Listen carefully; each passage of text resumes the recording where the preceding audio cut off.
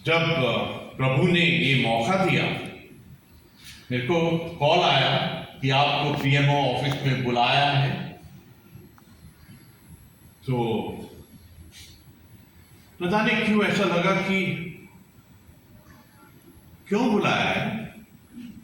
ऐसा होता है, लगता है, लेकिन अंदर से यही आवाज आती है कि वाहिगुरु क्यों बुलाया गया। जब भी गहरी बात करनी होती है तो अपनी माँ बोली में करते हैं। तो मैंने भी अपने अंदर बोला, हो सकता है कोई इंटरव्यू होगी, हो सकता है कुछ पूछेंगे, हो सकता है कुछ टेलीविजन में क्या होगा। तो मैं तो इंटरव्यू के लिए तैयारी शुरू कर दिया कि क्या सवाल हो सकते हैं, क्या जवाब होंगे। और उसी वक्त से अंदर में एक ऑडियो वीडियो शुरू कर लिया, वाहिगुरु वाहिगुरु वाहिगुरु। और जब वहाँ पे मैं पहुँचा अगले दिन, क्योंकि कॉन्फिडेंशियल है, किसी से शेयर नहीं कर सकते हैं, तो अपनी पत्नी, जिनका नाम भी गुरमीत है, गुरमीत कौर, उनको भी नहीं बताया मैंने। तो अगले दिन जब पहुँचा तो वहाँ पर जो ऑफिस के पीएमओ ऑफिस के जो सेक्रेटरी साहब थे, उन्होंने कहा कि इशू क्या है, सब्जेक्ट क्या है। तो मैंने उनको कहा कि मुझको मालूम नहीं है, और फौज में हमने कभी पूछा भी नहीं है क्या इशू है, क्या मिशन है। तो उसके पश्चात जैसे मैं प्रधानमंत्री जी के ऑफिस में गया तो सिर्फ प्रधानमंत्री जी वहां बैठे हुए थे, और वो तो दिखने में ही एक दिव्य व्यक्ति हैं। उनका जो जिस प्रकार से वो दिखते हैं, जो उनके सोच विचार हैं, जिस प्रकार से उनका दृढ़ निश्चय है, उनके कार्यशाली है, तो एकदम जो एक इंटरव्यू का माहौल एकदम खत्म।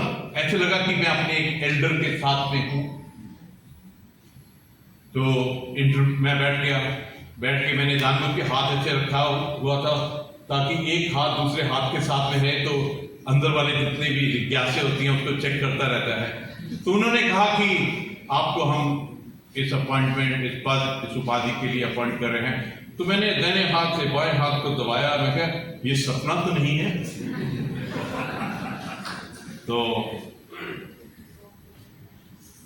दबाने से पता लगा नहीं, सपना नहीं, सच्चाई है। फिर उन्होंने कहा कि मैंने अक्सर आपको टेलीविजन में देखा है, आप एक अपना तर्क, अपना विश्लेषण और बहुत जोरदार तरीके से करते हैं। तो मेरे को ऐसा लगा यार वाहिगुरु तुसी ग्रेट हो, क्योंकि मैंने उनको कहा कि ये भी त्यागी साहब की देन है कि मेरी हिंदी इन्होंने बहुत ठीक करवाई है। तो मैंने उनको कहा कि मेरे राष्ट्र का प्रधानमंत्री जी ने मेरे को टेलीविजन पर सुना है, ये मेरे लिए बहुत सौभाग्य है और गौरव की बात है। लेकिन जब हम आपको सुनते हैं, जिस प्रकार आप आत्मा से अपना वक्त करते हैं, अपना बात करते हैं, वो तो हमारे लिए एक मार्गदर्शन और आइकॉन है, वहीं से सीखा है। तो उसके बाद बाहर आया, एकदम गेट के बाहर, तो मैंने ऊपर देखा, हाथ जोड़े, मैं वाहिगुरु तेरा शुक्र है, तू तो कमाल करता, और हुण मेरे वास्ते की आदेश है। तो अंदर से ही आवाज आती है जब आप प्रभु से बात करते हैं, तो सिर्फ 3 शब्द ही आए, सेवा, सेवा और सेवा।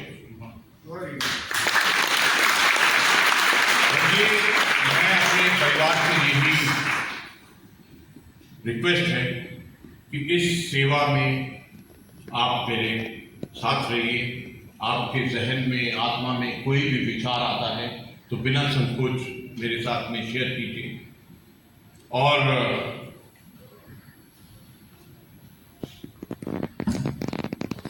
ये जो जैसे मैं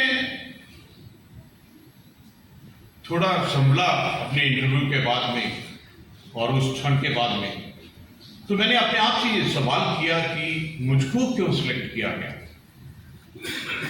तो उसके रियलाइजेशन ये थे कि आप अपना कार्य निस्वार्थ अनकंडीशनल करते रहिए। आपको प्रभु, आपको राष्ट्र, आपकी लीडरशिप, और हर जन आपको देख रहा है। Just keep doing your job. और सेकेंड जो रियलाइजेशन था वो ये था कि भगवान कृष्ण ने बहुत ही साफ लफ्जों में कहा था कि आप अपना कार्य कर्म करते जाइए, रिजल्ट मेरे ऊपर छोड़ दीजिए। तो ये रियलाइजेशन हुआ कि भगवान कृष्ण जी के कैलकुलेशन में, उनके कंप्यूटर में सब दर्ज था, क्या काम किया है, क्या काम नहीं किया। और तीसरी रियलाइजेशन ये थी कि ये हमारे हर भारतीय का, हमारे भारतवर्ष का सौभाग्य है कि यहाँ साधारणता को, मासूमियत को, नम्रता को और करुणा को फल मिलता है। ये मेरे 3 सबसे बड़े रियलाइजेशन थे। तो ये मैंने सोचा कि पूरे परिवार के साथ ही साझा करूं, क्योंकि हम सब उस पथ पर हैं जिसमें आप निस्वार्थ, अनकंडीशनल अपने राष्ट्र, समाज और हर जन हित में क्या कर सकते हैं। और देखिए, हमारी परिवार की सबसे बड़ी बात है, हम सब के सब, पहले तो हमारा जो परिवार है, क्या है परिवार? हमारा परिवार है वेटरन्स, हमारा परिवार है पैट्रियट्स, हमारा परिवार है हर सैनिक, हर संत और हर स्कॉलर, हर विद्वान। हमारा परिवार है वो महिला जिन्होंने अपने ऊपर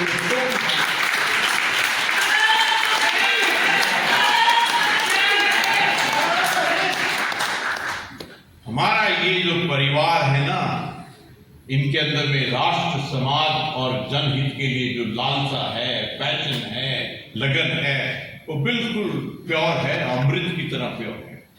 to keep enjoying it, because Almighty is always watching you, He is registering everything that you're doing, और इसका रिजल्ट अवश्य आएगा, कोई नहीं रोक सकता। और अगली बात ये है, हमें एक्सक्लूसिविटी क्या है, यूनिक सेलिंग पॉइंट क्या है। देखिए, हम लोग पूरे के पूरे we are the natural leaders. जब सिपाही से लेफ्टिनेंट बनता है तो एकदम ही वो एक लीडर, एकदम ही वो मेंटर, एकदम ही वो कोच बन जाता है। तो हम उस पद से लेकर आज तक लीडर ही रहे हैं। तो हमको कोई लीडरशिप की अपॉइंटमेंट की जरूरत नहीं है। जो भी स्थिति है, जो भी सिचुएशन है, लीडरशिप को अपने हाथ में पकड़िए और कार्य कीजिए। यू आर चार्ज बाय प्रभु to be the leader, be the trainer.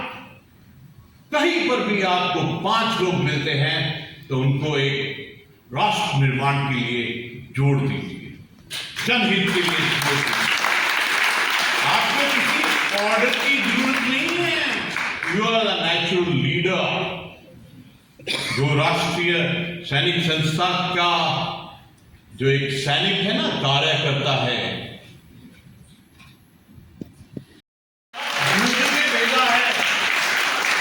सैनिक धाम में भेजा है, उस भूमि में भेजा है जिसने पहला परमवीर चक्र मेजर सोमनाथ शर्मा को दिया।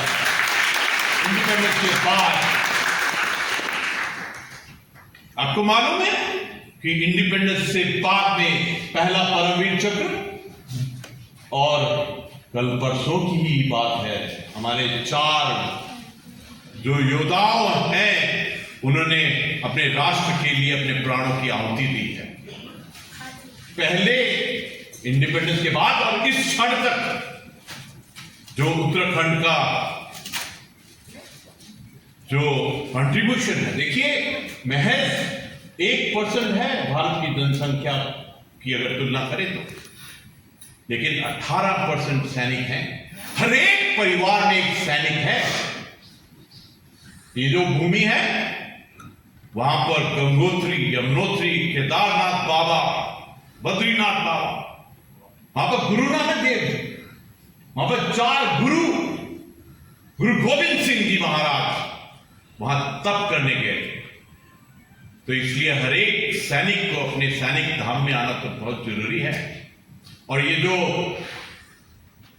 हमारा जो फ्रेंचाइज है, हमारी जो ब्रांडिंग है इस परिवार की, राष्ट्रीय सैनिक संस्था की, इसके लिए सबसे प्यारी जो भूमि है ना, वो सैनिक धाम है। मैं आपको पूरे उत्तराखंड परिवार की तरफ से वहां क्या बोलते हैं, आमंत्रित करता हूं।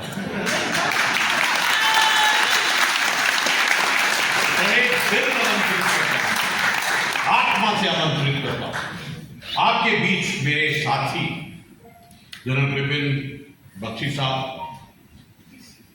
विंग कमांडर बख्शी साहब, जनरल साइगर पी.के. साइगर साहब, जिनसे मैंने बहुत सीखा है, जनरल बख्शी साहब मेरे सीनियर और इन्होंने बहुत सिखाया है जीवन में। मेरे जो सुशील गोयल साहब हैं, आर्टिफिशियल इंटेलिजेंस, आइए सर वहां पर आइए, आर्टिफिशियल का बूटा, और वहां से यमुनोत्री AI की शुरू करेंगे। जो जनरल बगासी साहब हैं, एक जो यहां हैं, आचार्य डॉक्टर लोकेश साहब ने जो आज आशीर्वाद दिया है, ये जो गुरु गोविंद सिंह जी का रूप था ना, उसमें 3 बातें थी। गुरु गोविंद सिंह जी महाराज एक सैनिक थे, एक संत थे, एक विद्वान थे।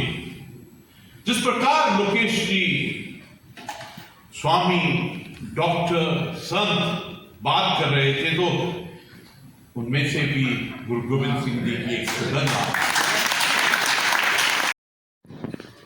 मुझे अपने परिवार के साथ अपने विचार साझा करके आज बहुत अच्छा लगा। इतना अच्छा लगा कि मेरे को ऐसा लग रहा है कि मैंने एक भी शब्द अपने आप से नहीं बोला है, ये सब प्रभु ने मुझसे बुलवाया।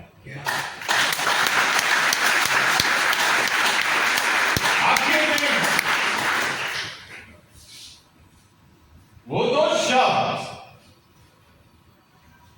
जिन्होंने भारत को इकट्ठा किया, जिसने समरसता, जिसने एकता,